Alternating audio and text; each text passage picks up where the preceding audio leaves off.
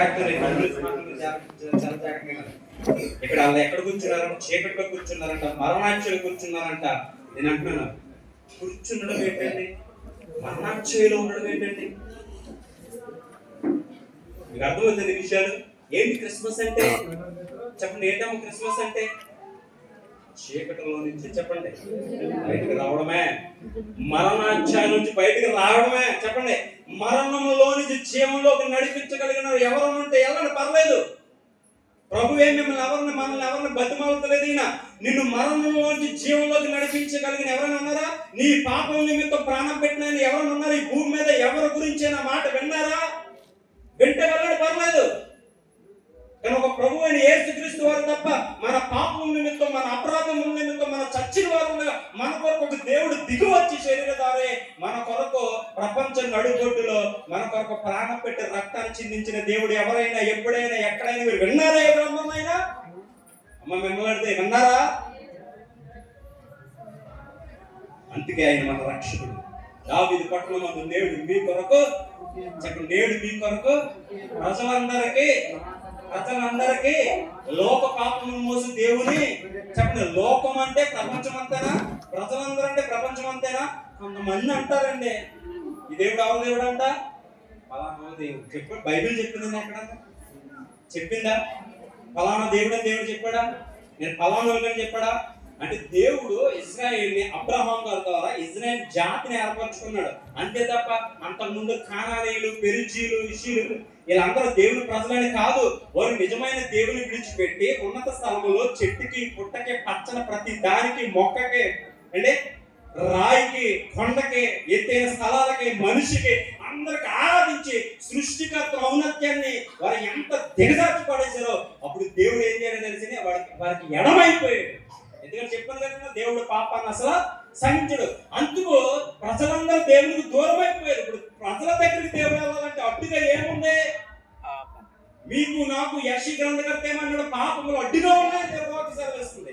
ఇప్పుడు దేవుడికి మనకు అడ్డుగా ఏది నిలవలేదు ఈ ప్రపంచంలో. దాని ఒక్కటి నిలవగలిగితే మన అతిక్రమం నిలవగలుగుతాయి. అందుకే ఈ రోజు ప్రపంచంలో ఎంత గొప్ప దేవుడు ఉన్నా సరే ఎందుకంటే మన చుట్టుపక్కల ఉన్న ప్రాంతాల్లో బిడ్డలు ఎందుకు నమ్మట్లేదు తెలుసండి? వారికి అడ్డుగా ఏముంది చెప్పండి? పాపం. ఏదో కులమో, అదో ఇదో ఏదో. నేను అన్నానండి, దేవుడు కులం ఏంటండి? కొన్నిసార్లు అనిపిస్తుంది నాకు, ఇది ఎంత అజ్ఞానానికి పరాస్థాయి కాదంటారా? దేవుడు కులం ఉంటుందండి. ఓ మాట జ్ఞానం ఒక 10 సంవత్సరాలు జ్ఞానం ఎప్పుడు వస్తుంది? 9 సంవత్సరాలు 8 సంవత్సరాలకి మెచ్యూరిటీ పెరిగిపోతుంది కదా. వాళ్ళని అడిగితే చెప్తారు. దేవుడికి కులం ఉంటుందా?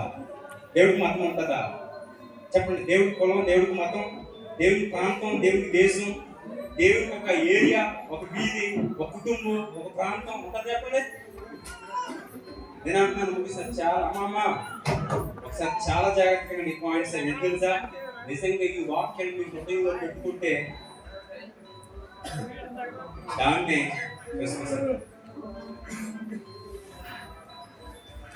మన దేవుడు అటువంటి దేవుడు కాదు. ఎందుకు మన దేవుడు మన కొరకు వచ్చింది తెలిసిందే?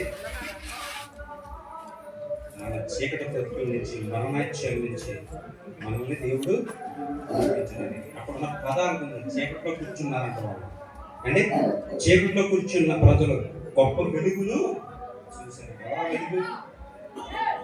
ఎవరా వెలుగన్నా చెప్పాలి, మీ అందరూ చెప్పాలని అడుగుతున్నాను. ఎవరా వెలుగు? గట్టిగా చెప్పండి స్వరం. యేసయ్య అనే స్వరం మీ మనస్ఫూర్తిగా మీ నోటి నుంచి వస్తే అప్పుడే మీ జీవితంలో కొన్ని కార్యాలు జరిగిపోతాయి. తెలుసా మీకు? విశ్వాసంతో మీరు పలికే పలుకు నిజంగా దేవుని మీ నోట నుంచి దేవుని మాటను మీరు పలికితే అప్పుడే మీ జీవితంలో సగం కార్యాలు జరిగిపోతాయి. ఎందుకంటే ఆయన నామం అంత ప్రభావం కలిగినది. యేసు నామములో అనగానే దెయ్యాలు ఏమైపోయినాయి అంట? విశ్వాసంతో పలికారు వాళ్ళు. అంటే యేసు నామం ఎవరు పడితే వాళ్ళు వచ్చేసి దెయ్యాలు వెళ్ళిపోతుందని చెప్పట్లేదు. నీలో విశ్వాసం గొప్పదైతే చెప్పండి, ఏ కార్యమైనా చూడగలుగుతావు. విశ్వాస సహితమైన ప్రార్థన చెప్పండి, ఏదైనా చేయగలుగుతుందంట. అంటే నమ్ముట నీ వలన అయితే అక్కడ ఉంటే పాయింట్, కీ పాయింట్. అంటే నమ్ముట నీ వలన అంటే మన వల్ల అవ్వదు. చాలా కష్టం నమ్మాలంటే.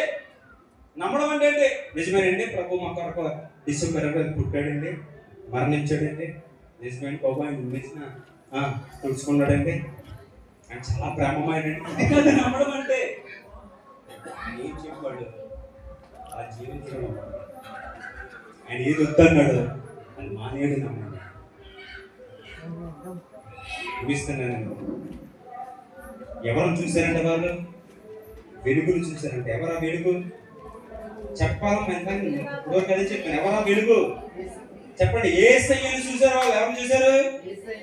ఎవరిని చూశారు? క్రిస్మస్ లో ఎవరిని చూడాలి మనం? యేసయ్య అంటే ఎవరు? వాక్యం. అంటే యేసయ్య అంటే ఒక తెల్ల బట్టలు వేసుకుని అంటే ఒక వెనకాల ఒక లైట్ మన ఏదో స్క్రిప్ట్ వేస్తాం ఆ విధానంలో మీరు ఉండొద్దు. యేసయ్య అంటే ఎవరు? వాక్యం. ఈ వాక్యం మనలో కనబడాలి. ఈ వాక్యానికి విలువ ఉండాలి. అది సంఘమైన మనిషి అయినా ఎవరైనా ఎంతటి వారైనా వారు నుంచి కనబడవలసింది వాక్యమే. మన గొప్పతనం కాదు. మనం ఏమి చేయట్లేదు. మనం నత్తి. ప్రాణం పెట్టింది ఆయన, రక్తం కాచింది ఆయన, దిగు వచ్చింది ఆయన, శ్రమలు పడ్డది ఆయన, మహిమను విడిచిపెట్టింది ఆయన, తండ్రితో సమానంగా ఉండుట విడిచిపెట్టకుండా భాగ్యమును ఎంచుకున్నది ఆయన. అందుకే క్రిస్మస్ ఎవరు కనబడాలమ్మా? యేసయ్య కనబడాలి. యేసయ్య అంటే ఎవరు? ఈ పదాలు చిన్న పదాలు కాదండి. నిజంగా ఏ సంఘం అయితే ఎవరైతే ఏమంటారని చెప్తానో 10 మంది ఉన్నా పర్లేదు, నేను అదే నమ్ముతాను. సేవ అంటే ఏదో 10 సంఘాలు కట్టేయడు అంటే కొన్ని 100 మందిని మన చుట్టూ పోగేసి అది సేవ అనుకుంటారు. కాదు. అపోజిషన్ పౌలు గారు అంటారు, ప్రభా నీ సింహాసనం మీద సంపూర్ణంగా చేసి ఎంతమందిని ఎదుటి నిలబెట్టగలుగుతాను? సంపూర్ణంగా చేసి నిలబెట్టిన వారి సంఘం. 10,000 మంది వచ్చారు, సంపూర్ణంగా ఒక్కరిని కూడా చేయలేదు. నువ్వు లోకంలో సంఘం అంతే కదండి. నేను రాంగ్ మాట్లాడుతున్నారా? అర్థమైతే నా మాటలో? 10,000 మంది వచ్చారండి, కానీ ఒక్కరిని సంపూర్ణ చేయలేదు. ఒక్కరిని దేవుని సింహాసనం ఎదుట నిలబెట్టలేకపోయావు అంటే నీ సంఘం ఎక్కడ మిగిలిపోయింది? అందుకే కొరింథీ పత్రికలో అపోస్తలుడైన పౌలు గారు అంటారు, ఒకరు చెప్పండి, బంగారం మీద కట్టాడంట, వెండి మీద కట్టాడంట, వెలగరాలతో కట్టాడు, కొయ్యితో. కానీ ప్రతి దాని పనిని ఎవరు వచ్చి పరీక్షిస్తారంట? అగ్ని, పరిశుద్ధాత్మ దేవుడు. నేను ముగిస్తాను, అందుకే చెప్తాను. మన దేవుడు ఇంటికి భూమికి వచ్చి తెలిసింది చీకట్లో మన బ్రతుకులు ఉన్నాయి. మరణాంచయలు ఉన్నా. మరణం అంటే ఏంటనుకుంటున్నారు? మరణం అంటే ఏంటనుకుంటున్నారమ్మా నా ప్రియ సహోదరులారా? ఏంటి మరణం అంటే? నీకు వయసు అయిపోయి వస్తా చూడు, అదే అనుకుంటున్నావు మరణం అంటే. నీకు వయసు అయిపోయి వచ్చేది మరణం అనుకుంటున్నావా? నీకు అనారోగ్యం బాగోకపోతే ఏదైనా ఒక ప్రమాదం వస్తే ఆ మరణం అనుకుంటున్నావా? ఆ మరణము ఎవరికైనా వస్తుంది, కానీ ఆ మరణం కాదు. ఇది ఆధ్యాత్మిక మరణం. ఈ మరణాన్ని నుంచి ఎవరు మనమే చెప్పండి తప్పించలేరు. ఒకవేళ మీ శరీరంలో వయసు అయిపోయి వచ్చిన మరణం ఈ రోజు రేపు వస్తుంది. రాదంటారు చెప్పండి. లాజరు లేచాడు, చనిపోయాడు లేదా? చెప్పండి, చనిపోయాడే లేదా లాజరు? విధవరాల కుమారుడు లేపాడు దేవుడు, చనిపోయాడే లేదా? ఆ మరణం గురించి మాట్లాడట్లేదు.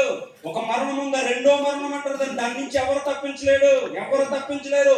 ఈ రోజు మనుషుడు ఎక్కడ పొరపడుతున్నాడు తెలుసండి? ఈ మరణం దగ్గర పొరపడుతున్నాడు. ఎవడు చూశాడు? పరలోకం ఉందా? చనిపోయాక ఎక్కడికి వెళ్తాం ఎవరో తెలుసు, నువ్వు చూసావా అని ఎట్టకారంగా మాట్లాడుతున్నావు. అన్ని నమ్ముతాం మనం. చెప్పండి, ఈ భూమి మీద నీ లైఫ్ నిజమా కాదా? చెప్పండి, ఈ భూమి మీద నీ జీవితం నిజమా కాదా? నీ మనుగడ నిజమా కాదా? నీ యవ్వనం, నీ వృద్ధాప్యం అన్ని నిజమా కాదా? అది పరలోకం ఉందా ఉందంటే ఎందుకు నమ్మకం? అంటే చూసినంటే ముగించేస్తున్నాను. మరణాశ్చర్యంలో ఉన్నవారు, చీకట్లో ఉన్నవారిని వారందరినీ అంటే వెలిగించడానికి, విడుదలపరచడానికి దేవుడు ఇచ్చినాడు. చెప్పండి, వ్యభిచారం ఎవరు మార్చారు? ఉన్నారు ఎప్పుడైనా? చెప్పండి, ఏ హాస్పిటల్ మార్చి? ఒక దొంగను ఎవరు మార్చారు? ఒక వ్యభిచారిని ఎవరు మార్చారు? ఒక సుంకర్ని ఎవరు మార్చారు? మత్తాయి సువార్త చదువు. ఆ మత్తాయి సువార్త రాసింది ఎవరు తెలుసండి? సుంకరి మత్తాయి శిష్యుల్లో ఒక ఆయన.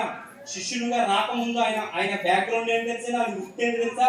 సుంకరి. రోమియోలకి అంటే ఇశ్రాయేల్ ప్రజల మధ్య అంటే మధ్యవర్తి ఒక ఉద్యోగి అయిన రోమియోడికి ఏం చేసేవాడు అంటే ఇశ్రాయేల్ యూదులకి మధ్య సుంకం వసూలు చేసేవాడు. సుంకం ఎలా వసూలు చేస్తారు తెలుసా? చెప్పండి, రూపాయికి 2 రూపాయలు వసూలు చేస్తాడు.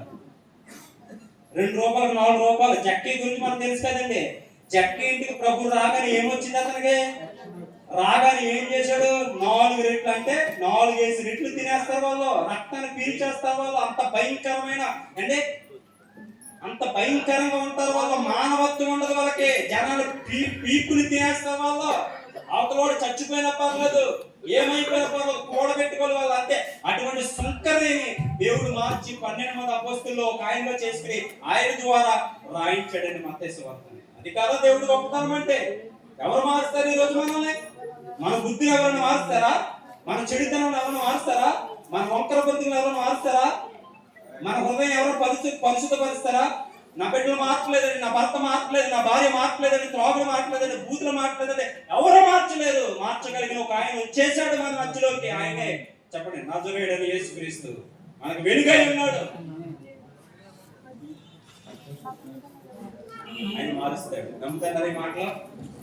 బైబిల్ చెప్తాను, నేను చెప్పట్లేదు. రక్తస్రావం గల స్త్రీ 12 సంవత్సరాలు తిప్పలబడి ఉంటుందంట.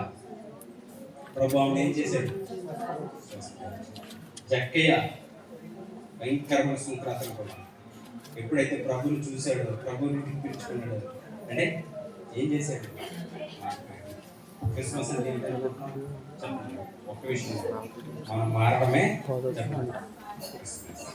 ఆ ప్రయాసం వరకే సేవకులైన వారి ఆరోగ్యాలు, అంటే వారి తపన, వారి ఆశ, వారి చింత ఎన్నైనా భరించుకుని, ఎన్నైనా సహించుకుని దేని కొరకు చెప్పండి? ఏదో ఒక రోజు మిమ్మల్ని చెప్పండి దేవుని రాజ్యంలో చేర్చాలి. దేవుని స్తోత్రం.